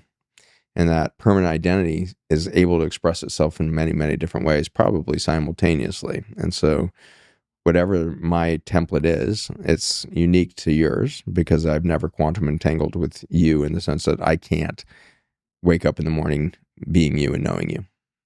I can have a lot of interesting experiences with you. I can have lots of experiences, and this is where marriage is so interesting. You keep waking up next to the same person. There is, at the atomic level, quantum entanglement of the biology and the particles, but at no point do the identities actually entangle. And so that's the permanence that I'm talking about is, your body can actually start to express your partner's DNA. Over time, you guys will actually start to look more like each other. I was just thinking that in my mind because before we started recording, I think I was talking about how like a lot of what we ascribe physicality to could be explained at a metaphysical level. I mean, this is an interesting thing to consider, that modern science says we are only able to perceive 0.0035% of the available electromagnetic spectrum. The thing that people don't question in that statement is, how did modern science determine what is the available electromagnetic spectrum? So that's only what, with our human instrumentation, we have come to conceive that this is the limited, or this is the available electromagnetic spectrum, and we can only perceive 0.0035% of it. But how do we even know what that spectrum is? It could be far beyond that, and we can see even less than we think we can perceive. My point is that there's so much happening around us metaphysically, and the scientific community, by and large, is obsessed with looking at physical determinants for what happens in this reality. So I really appreciate that you said that I think that's what you're alluding to, is that there is something beyond our either capacity to understand, something beyond our capacity to measure, something that is metaphysical, that is ultimately the driving force for how we organize our biology and how life itself organizes. I think we can perceive 100% of reality, just not with our eyes. And so yes, we can see 0 point something of something, and you're exactly right. And we do this all the time. When I grew up, I was told, that there's probably billions of, suns out there. By the time 1990s rolls around, we've got the Hubble telescope, giving us data back, and now suddenly scientists are saying, oh my gosh, we have probably 2.5 billion galaxies out there, each one with probably 5 billion suns in each one. And they're like, whoa, everybody's blowing their mind. And then just 2 years ago, we got James Webb telescope launched, get a whole new look at the cosmos, and like, oh shoot, we were actually quite off. We've been calculating all of this stuff for the last 20 years on a number that was the possibility of 2.5 billion galaxies. It looks like it's actually 2.5 trillion. So we were off by 1,000-fold with our current instrumentation, and so it's just this hilarious thing that we keep defining the limits of anything. You cannot find the limits of anything that you cannot measure. And so we continue to believe that what we see is what's real. Right. And this is profoundly limiting, whether you're looking at the human DNA or the cosmos itself. You're getting a semblance of reality. And there's a scripture that I love that's one of the best lines, and it's translated into English so well because it gives me goosebumps every time I think of it. But the King James Bible has this verse in it that says, humans, we see through the glass darkly. And what that seems to be reference to when you piece out what the Greek was using when it got translated into that. The glass darkly is a description of stained glass and the experience of that. And so if you've been in a church or someplace with stained glass, you get a sense that the light comes through. And if somebody were to walk right on the other side of that, you'd get a sense that there was a shadow that passed by it. But you would certainly not be able to see their face or anything else. And that's pretty much what we're doing to reality. And so we're looking through the glass darkly. And because of our fear that we're separate from everything, we've been rejected, we have such an intense desire out of fear to know everything we can and to define it quickly and then reassure each other that we know what's going on. Yeah.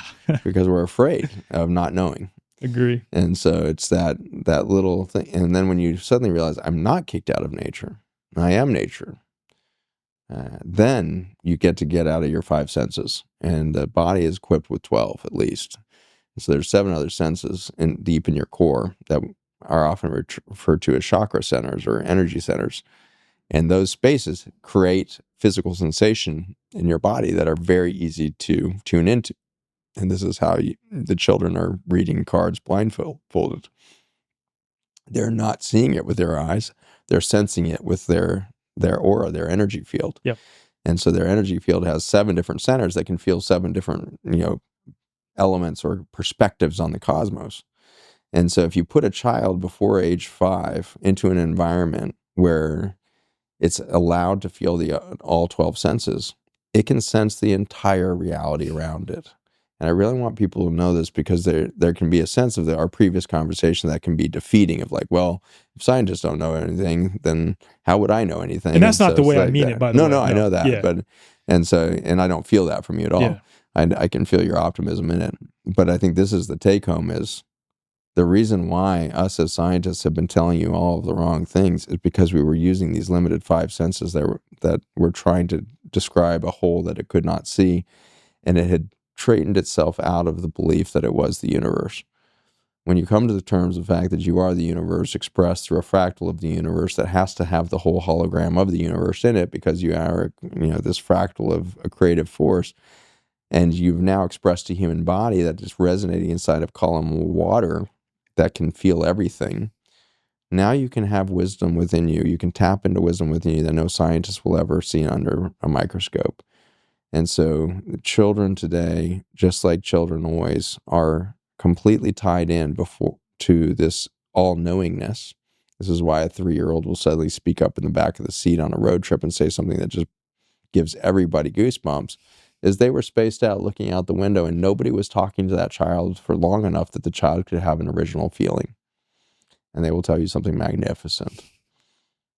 And every time I heard my kids say that, I just felt like I was feeling the divine. I was feeling some source talking to me. And I have sadness inside of me that I wasn't awake enough as a human at that point in my life to stop there and then consider what's the current conditions that allowed that child to have that experience and say that thing. If I had done that, I would have consistently found out that it's very sad how little time a child has to be connected to their whole feelingness, because we are distracting them so much by the visible world, the sense world. And I have a deep heartache that my children are now going to spend the rest of their life trying to refine their whole knowingness that I had trained them out of by putting them in an environment where it was so infrequent that they could tap into that. It might be once a week. They could have been in that space 100% of the time if I hadn't described them to a world of distraction and ultimately of addiction, and train them into the abandonment disorder so that they'd have to be addicted to something. And, I definitely demonstrated to them addiction to productivity and work. I was relentless. And it's not until recently that they're starting to get a glimpse of what it looks like when I hold still for a moment. And that's a tragedy in my parenting, and I'm heartbroken that that's a pattern that's played out over thousands of generations now. We have divorced ourselves from the all-knowingness, and in our fear of feeling that disconnectedness, then we go and try to define everything, try to make up the book from the blown-up library or whatever it is, and then we go run around for decades telling each other, this is how it is, this is how it is, despite the fact that there's every year more mounting evidence that that's definitely not how it is. And so finally, there's so much cognitive dissonance to a system that it collapses. And so fortunately, we do collapse our systems of philosophy and science and all of this quite frequently through time, right? We are at this moment now where I think there's enough collapse in the scientific community. There's so much incoherent data. There's so much dissonance in the thought process of the current model of physics, let alone biology, that is shattering. And what we're finding is so many children and young adults and women at every age that are now feeling the whole reality, that they're demanding change. And the scientific community has been slow to wake up to it. I was slow to wake up to it. And so it took me decades of being in the medical community before I finally surrendered my clinic, closed my clinic a couple years ago, finding out that every single person that I came in touch with that I was calling a patient needed to instead be a collaborator. And so close the clinic. We can't have any more doctors, patients. We can't have that paradigm if we're going to really move people forward. And so everybody's now a collaborator. And so we built the journey of intrinsic health with the message that everybody has its own intrinsic health that nobody can improve on. You knit yourself together in your mother's womb by a design that I or no other scientist can even begin to conceive of the model, let alone the glory of what's going on in that process. How did your soul know how to design you to be the vessel that would vibrate in the exact frequencies that you vibrate in, to embody a character, a personality, a persona, an identity that is permanent? How do you knit something together to create a finite, temporary moment of something that's infinite? That is so miraculous to think about. This body is my soul's way of expressing itself in a moment. What's the beginning of time? Again, we constantly change that number. Universe is 10 billion years old. Well, actually, no, we're messed that up. It's 15 billion years old. Up by 30% every single time you correct. Like, it's not like slightly off. You're just way off. And so we don't know the beginning of time, but we can feel the beginning of time. And I've gotten to this joyful point in my life where happened so powerfully this weekend. I wish I could tell you what happened this weekend, but I haven't had time to integrate it, figure it out. But something happened with two dear friends that are brand new in my life. Just met them a few days ago. There was a stillness that occurred between the three of us that allowed ancestors to come in the room and teach us. And his mother in particular, who he was resuscitating when she died of a heart attack on a hike, they went on a journey together in her death cycle that I believe really moved humanity forward. There's a deep wound that we talk about in religious circles and in the psyche. It's just a story. It's not really a wound, but there's a deep disconnect at our cellular level in what we call the masculine, which is part of each of us. So we both have balanced masculine and feminine qualities within us. There's an injury there that can only be healed by the mother. And so it's this mother-son relationship that has been pointed to for eons as the pathway to our survival. Isis and Horus Mary and Christ, these archetypes kept occurring through history, that it wasn't mother-father, it was mother-son. There needs to be a reconciliation of the human DNA on the masculine side through the mother. And this weekend, suddenly this mother came into the room with us and laid out in my perception. Again, there's no human words to contain it because it wasn't perceived in my mind. It was, if you had to put a sense on it, it would be more visual than heard. It would be more of this, but she demonstrated to my other 7 senses what this original wound is and how the mother-son relationship can heal that, and how we move towards that. And so while I can't tell you in words what it is, I can pass on to all of you that it does not take any effort to remember the original design of the masculine. Mm. It's something that is inherent in every single one of you, male, female, man, woman, it doesn't matter. Every single one of you has a complete map of it, and it resides in the water. And Luc Montagnier, and my colleague that I mentioned earlier, Luc, I think he wrote the paper that he should have been given them a Nobel Prize for in 2010. DNA transference? DNA waves in water. Yeah. DNA waves in water. And that paper, really deserves an enormous amount of attention because it's showing us that water can express nucleotide sequences. And so this is suggesting that the book is not written by the DNA strand. Instead, the book is written by the water. And if you read scripture, any one of them, you will find out that the water is at the beginning. And so in the beginning was the Word, and the Word was with God. And in the beginning, the firmament was covered in water. And then reality started to set in. And so out of the water came everything. And we now know that we could propagate DNA all over the cosmos. And so we could propagate humans and any other, biodiversity that we have here by simply laser projecting genetic information through light waves, and any planet that has water on it will start to build nucleotide sequences. I believe this is how we got here, is that light energy carried the possibility of life in it, and when it hit a planet that was water, DNA started to form, and the first molds came along to start to concentrate energy on the planet's surface so that it could coordinate more life. Life is ultimately the concentration of light energy. You can't get life without a many-fold increase in light energy over a sun. Suns don't produce life. You have to take that solar energy and concentrate it to maybe 1,000 times higher than the sun can produce. So 1,000-fold brighter than nuclear energy comes the capacity for life. And so we are in this miraculous dance between light, water, and carbon. And those are the elements that nature has decided to spell out its physical form in.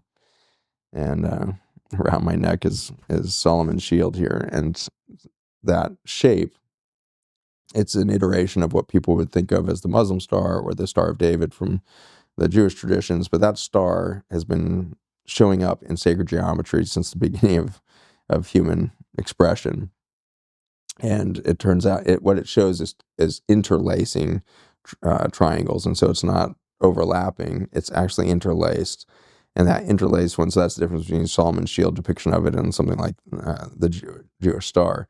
That interlaced triangles, that is Solomon's shield, is the exact formation of the 6 protons and the 6 neutrons of carbon. And so I just find it very fascinating that the sacred geometries that have been distilled down to what is the face of God, what is the protection of God, what is the way in which you interact with God, is the carbon molecule at its atomic structure. And I get really kind of goosebumped out over the fact that we have built a bunch of human stories to try to capture the glory of a universe that works. And out of that came a lot of religions. And in our fear of nature being divorced from it, we started to fear one another, and we created a war over those religions. But every single religion is simply pointing us back at the fabric of the beauty of everything, and is going to keep pointing you back to water and carbon over and over again. And there's an opportunity for us to relax now and realize, yes, there is a deep human wound. And I carry that. It's something about this destruction of nature, this abandonment of this nature, this disconnect from source. And that may be relatively recent in our history, because we seem to have participated in building some magnificent technologies that we now don't know how to build. The pyramids would be a good example of that. Or just look at any Capitol building. Like, look at the Capitol building in Texas, for example. I mean, that's a whole nother rabbit hole. But the point is, like, that strikes a sense of awe and wonder in you, because you know that is our true ability. That is our true creative capacity. Yeah. Go stand in the. My dad was, and all of his siblings were at St. Albans growing up, and that's a school that's taught in the National Cathedral. So imagine your schooling being in the vaulted ceilings of the National Cathedral. And so I'm always so envious of his journey, because I was like in these hippie schools in Colorado, but those are pretty cool too. They had their own groove to them. The Rocky Mountains were a pretty good backdrop to my imagination, but when I go into those halls, they have these tunnels in the walls of the cathedral that go vertical, and they have these tiny little ladders that go up these tunnels that are built inside the walls. And so inside the walls, these little laddered tunnels, and they send these little boys, 5, 6, 7 years old, into these little tunnels because I couldn't fit in. These little boys go in and they climb into the ceiling where there's a little alcove that's an opening for them to sing down into the cathedral from. And so my dad grew up climbing those ladders to sing down into the National Cathedral with his little boy voice. That just makes me cry every time that we did that. Like, some architect was like, what if we put the kids up in the ceiling to sing to us? Like, what would that sound like? Like, that's so magnificent. So incredible. That some adult, in their most magical silence suddenly realized, we have angels among us. They are our children. Let's let them sing to us and let the heavens open when we set them up in the ceilings of this cathedral. And so we did that. And now you walk into any building in Austin here or anywhere else in the world, here, and I mean, this is a perfect example of it, honestly. Dead. They're just dead structures, square, no flow, no movement, no life. And so it's just fascinating to me that, like you say, in 100 years, we forgot. Yeah. We have forgotten that nature is everywhere and everything is expressing life if we let it. And when we stop building our entire systems on productivity, convenience, and comfort, and we start to wonder about what would it feel like to feel Earth again? Well, I would have to get out of the air conditioning. I'd have to go actually feel the sun on my back. I'd have to bend over and put my feet in a garden and then smell the earth when I pull a weed in gratitude for what it's contributed to the soils, and smell that earth and ask it to now nourish my plants as I use that weed as the top treatment that I'll mulch my tomato plants with, And so everything is there to create more abundance and give back. And death is always the optimal gift. There's nothing that gives back to life like a death. An oak tree, when it dies, oaks have very small genomes, a few dozen genes. The cool thing about an oak tree is it never wakes up wondering if it was a good oak tree yesterday. It just was a good oak tree yesterday. Mm-hmm. And so there's this simplicity about nature that nothing doubts anything until it becomes human, and so humans are the only place where we've developed this ability for doubt. So the oak tree is no doubt of its identity, and for 100 years it grows and thrives, and then suddenly, the core gets old enough, or a lightning bolt comes along, that thing falls on the core, and those 36 genes or so of the oak tree, when sequenced in 1 year, has 100,000 species that have now taken over that oak tree and are creating life out of that one tree. And so death over and over again produces a volume and a biodiversity of life that we really can't even metric, because you cannot kill or just create energy. You can only change its form. And so death is just this massive opportunity for reinvention, recreation. And that's the cycle we're in right now. So the earth is in a very predictable 20,000-year desertification cycle that's almost towards its end. And so we're almost complete with a death cycle of the earth. And it will rebirth now. And it's starting to do that. And so my nonprofit Project Biome is trying to bring awareness to governments and industries and NGOs worldwide that Africa is ready to rebirth. And when the Sahara Desert goes green again, 1/3 of the planet goes green again. And when that happens, the amount of energy potential on the planet goes bonkers. And so we're going to have more energy on the surface of the earth in the form of green plants and biodiversity than ever in its history over the next couple hundred years. And if we participate, we can actually accelerate that, because we now know as humans, with the industry that nature can do through us, we can actually accelerate these cycles of carbon and water. And so the whole of humanity needs to revalue all of our systems within carbon and water metrics. Carbon is not the demon. This whole carbon sequestration and CO2's poisoning the atmosphere could not be a bigger misperception of science than that. That CO2 is the breath of the earth about to be taken. We have killed her lungs through all of the chemical farming. 97% of the arable, farmable soils on the earth are now depleted or severely depleted of the microbiome for carbon cycling. And so with 97% of our soils gone, we can't breathe. And so we've developed emphysema. When you lose all of your lung tissue, you can't breathe. CO2 goes up in your bloodstream. CO2 is going up in the atmosphere, not because it's a problem, but because it's the symptom of a loss of lung tissue. In a single season, from fall to spring, our farm fields that we're witnessing going into this regen process of stop plowing, stop spraying the chemicals, and let nature do its thing with some biodiversity, help it out with a cover crop, and then let it rest. By that next spring, the weeds are gone. The soil is doing something it hasn't done in over 80 years. You see soil returning, carbon cycling, life returning, earthworms are back. You give it a little bit of protection. You cover that soil all season long instead of leaving it bare between the rows of corn or whatever. Keep that soil covered. Keep it armored from the elements. And by the following year, you can't believe what's happened to that land, its verdant potential and everything else. The grace of nature, the speed at which she wants to come back and force us into a biologic frequency that we've never been in, is always there. The earth is always advancing to higher levels of energy, ascension of intelligence through its genetics, through its energetics. And this is why the planet is so sought after, is we have the ability, because we have the right balance of carbon and oxygen here, to do the dance of God, to create so much here. And it's happening in every uterus in the world that has the blessing of a pregnancy. It happens in every human that has the ability to come to stillness for a moment and let nature create through it. And suddenly you've got lyrics to your new song. The poem is now on your journal page. The new company is now being formed that you've been wanting to do all the time, and you just got the big breakthrough. Nature is expressing us through us so potently. And right now, at this time, we are the most biodiverse and therefore most intelligent species on the planet. And for that, we should be in a sense of awe for one another. And it is time for us to go into radical amnesty. This is the decade that we must come to a fruition of a global forgiveness. And it has to begin there at the apology and the forgiveness that will follow it. And if we don't begin there, we will not survive. Our current infertility rates are reaching 70% in a lot of countries now.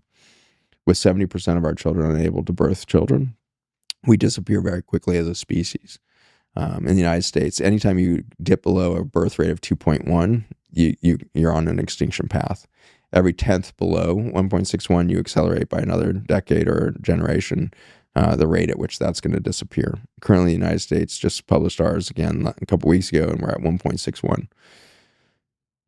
The United States is on an extinction path. Japan and China are way ahead of us. Japan is going extinct actively.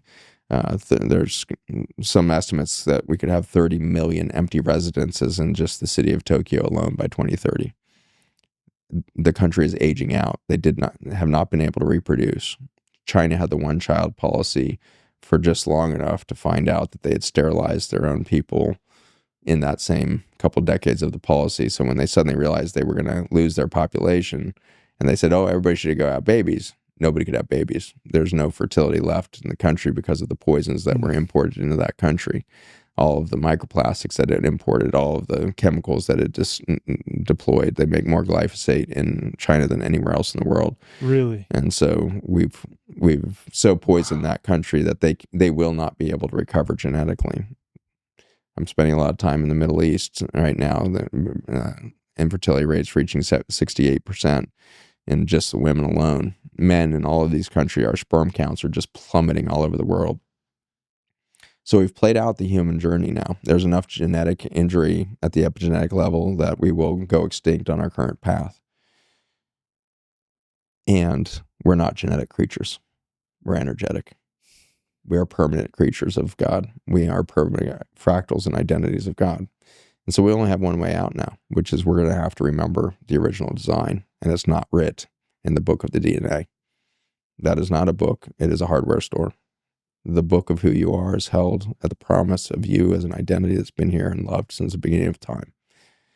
And so if you will settle down and go still, and like the child who can read cards with its eyes covered, you will start to see your real self. And from that resonance, you will find in your water the original design of the human that was meant to be there as an expression, as a finite expression that would live, die in the name and in the identity of your permanent identity. That thing is here, and it is remembered in your water. And you can rewrite the genetics of humanity. And so what we have to do is begin with the I am so sorry that I forgot myself. I'm so sorry that I believed everybody else other than myself. I'm so sorry that I spent so many decades unlearning myself. I'm so sorry that I bought into the story that I'm not enough, that I'm somehow separate from nature, that I'm somehow never going to be able to be loved or love enough. I'm so sorry. And that's the beginning with yourself. If you can really deeply, honestly, sincerely apologize to yourself for the ignorance that you've bred into yourself and maybe your children,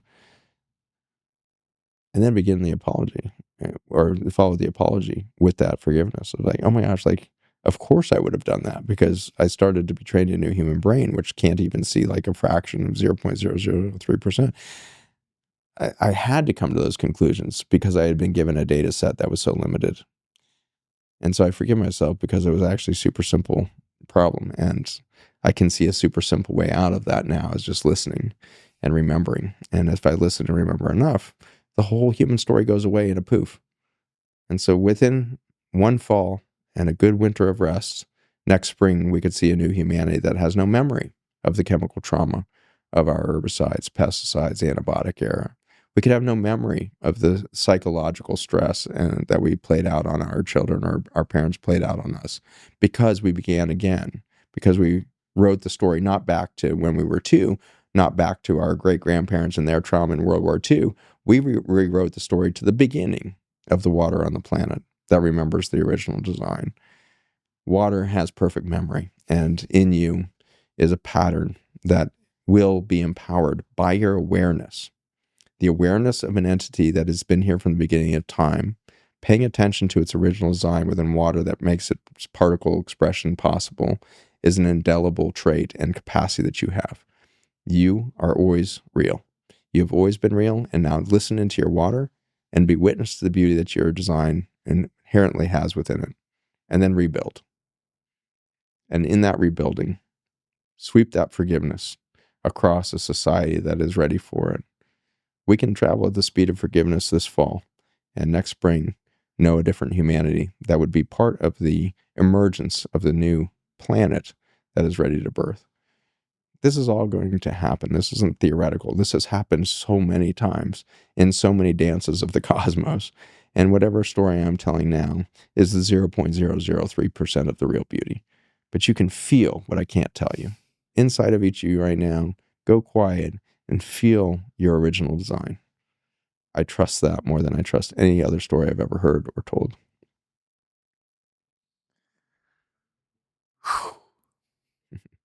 That was so well said. So beautiful.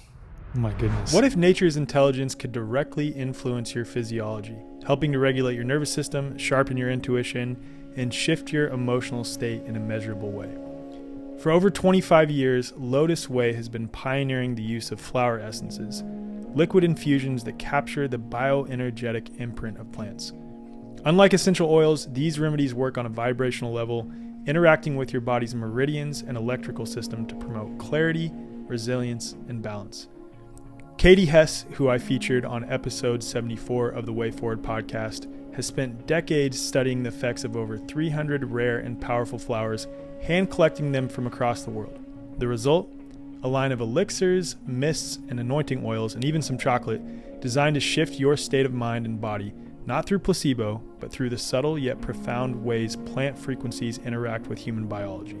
I think flower essences are severely overlooked in the wellness space because it really is an incredible way to package up the wisdom and the innate intelligence of nature and deliver it to your body. And it brings your body back into coherence because it's tuning you on an energetic level like an instrument. So if you want to find which flower essences are right for you, you can take the flower quiz so you can see which ones match your current energetic state. As a listener of The Way Forward, you get an exclusive discount. Just use code ALEC10 for 10% off your first order. Or if you're the Way Forward member, get 20% off plus ongoing savings, and just reach out to us if you're a member and we'll get you your membership discount. Just go to lotusway.com/Alec or just head to the show notes so you can experience one of nature's most powerful energetic remedies today. Yeah, there's so many other things that I wanted to get into, but I don't even think it's fitting. I think this is a good stopping point. And man, there's so many bits in there that were just such potent medicine, even for me in my own life. Like going back to what you said about your son on long road trips looking out the car window.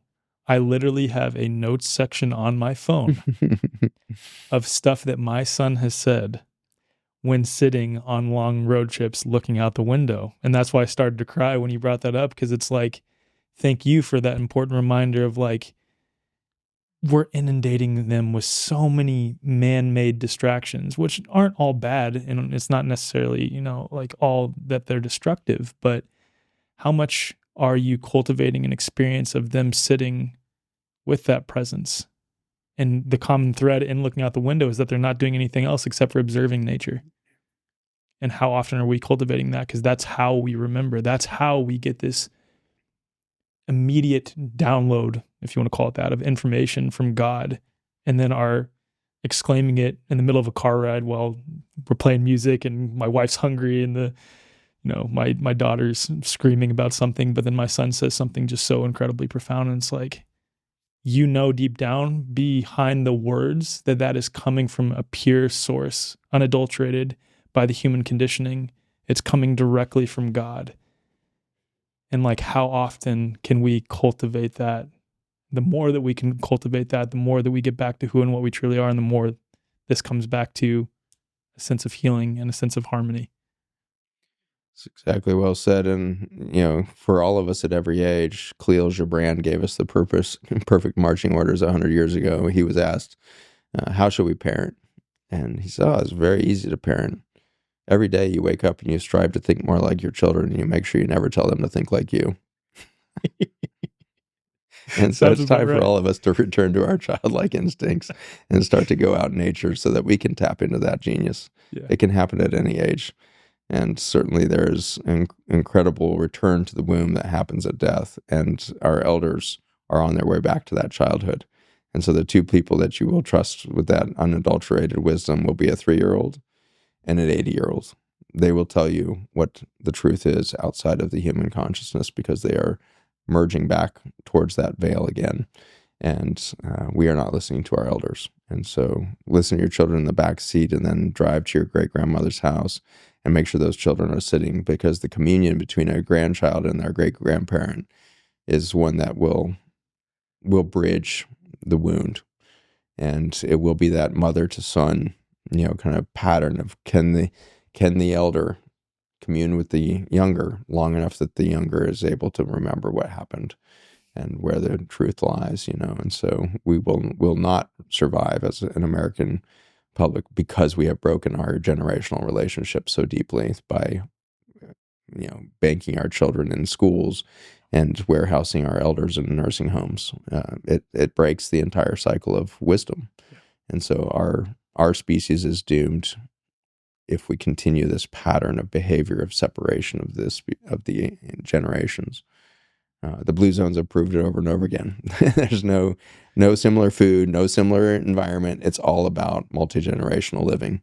And so any community that knows where it comes from and knows its ancestral patterns and sits long enough to learn from each other will live long. And so it's not that the blue zones had anything particular with their location. It was a culture of connectedness that came along in each of those people groups to nurture life into its fullest potential. And this, again, is my concern about biohacking, is I think it creates extreme isolation.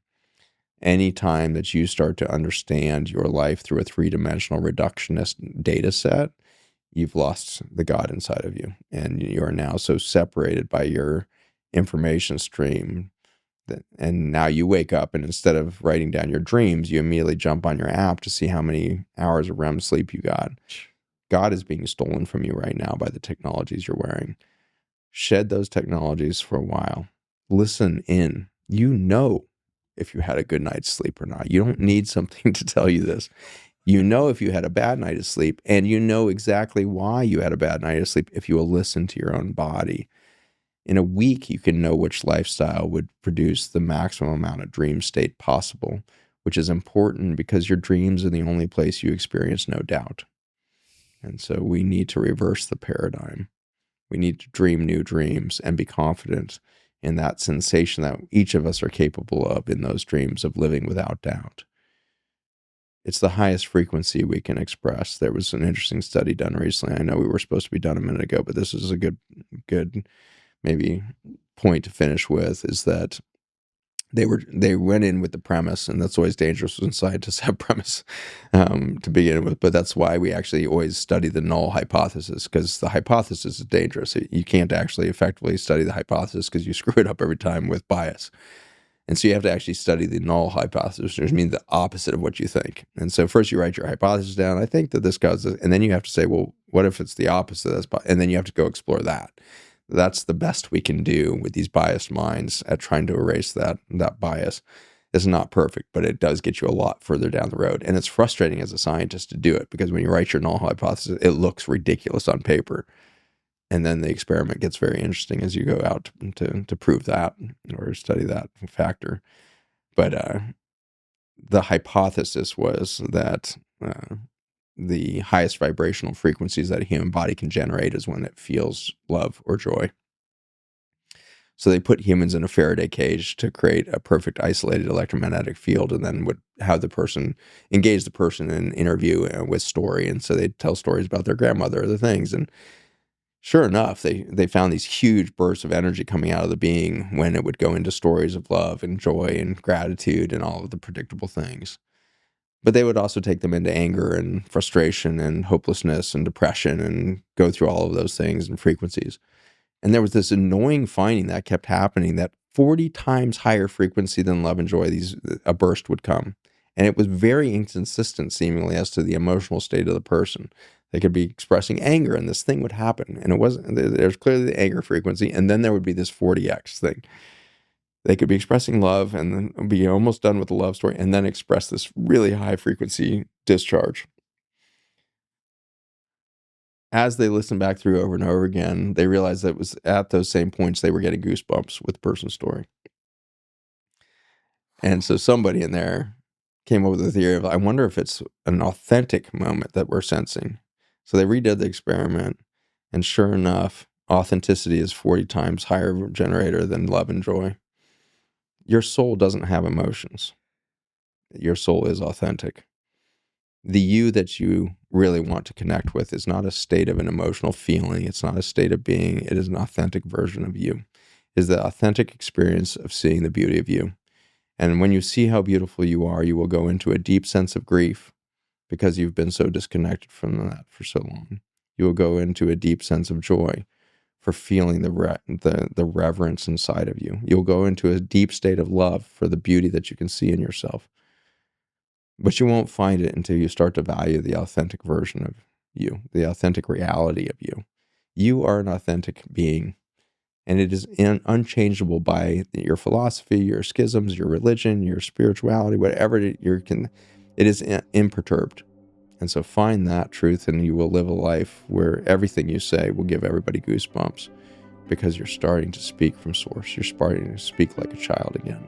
So find that authentic chord, and you're going to live a very beautiful, long life, and you can shed the biohacking hopes and simply live a long, happy life. Boom. Zach, thank you so much for joining me, man. Honored to be with you.